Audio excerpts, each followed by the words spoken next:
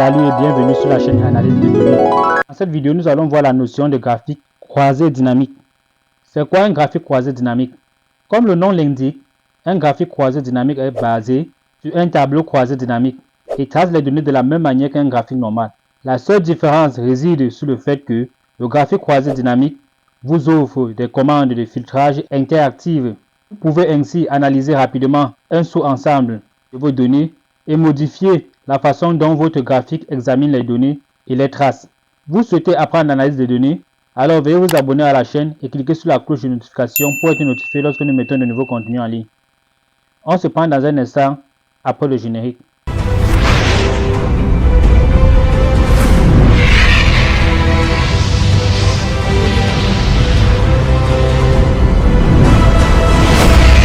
Dans l'une de nos précédentes vidéos, nous avons créé ce tableau croisé dynamique à partir du fichier Store Source des ventes en magasin.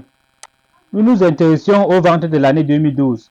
Dans notre précédente vidéo, nous avons vu que pour créer un graphique normal, il fallait cliquer dans un espace vide du fichier, puis aller sur Insertion et choisir le type de graphique en question. Pour créer un graphique croisé dynamique, il faut plutôt cliquer sur le tableau croisé dynamique, puis aller sur Insertion et choisir le type de graphique en question.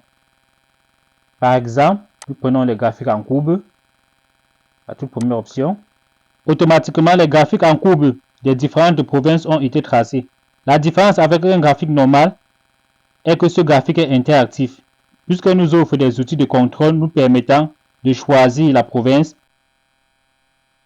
de choisir l'année et de choisir le mois. Nous allons nous intéresser uniquement au graphique de 3 provinces, Colombie-Britannique, Ontario et Québec. Pour cela, nous allons réduire les provinces en cliquant sur le menu déroulant de la province, puis de sélectionner tout et sélectionner les provinces Colombie-Britannique, Ontario et Québec.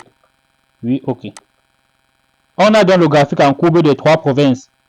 De plus, nous allons réduire les années pour ne visualiser que le graphique en courbe des ventes de l'année 2012. Pour cela, on clique sur le menu déroulant de l'année,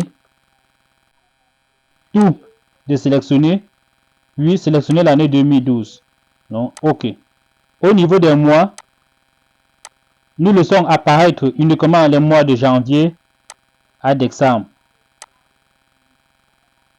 OK. On obtient exactement le même graphique tracé précédemment dans l'une de nos vidéos. J'ai la possibilité d'ajouter le graphique d'une autre province en cliquant sur le menu déroulant de la province et choisir la province en question. Par exemple, on prend Alberta et OK. Et cela se fait automatiquement. J'ai également la possibilité d'ajouter les années, d'ajouter ou réduire le nombre de mois, d'où l'avantage d'un graphique croisé dynamique. Merci d'avoir suivi cette vidéo. Si vous n'êtes pas encore abonné à la chaîne, c'est le moment de le faire et cliquez sur la cloche de notification pour être notifié lorsque nous mettons de nouveaux contenus en ligne.